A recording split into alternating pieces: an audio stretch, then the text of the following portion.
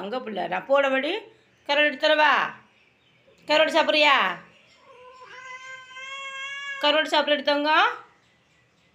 ஆ சரி சரி தரேன், ஒரு நிமிஷம். சரி சரி தரேன் தரேன். இல்லை அப்படியே சரிடி தங்கம். ம் ம் இரு நான் தரேன். சரியா, ரொம்ப பசிக்குது போலக்கா. அப்பு ரொம்ப கோவப்படுறாரு. ஆ சரி, கொஞ்சம் நான் அங்கேயே வரேன், நீங்கள் வர வேணாம், நான் வரேன், இருங்க. ம் போட்டேன், சாப்பிடுங்க.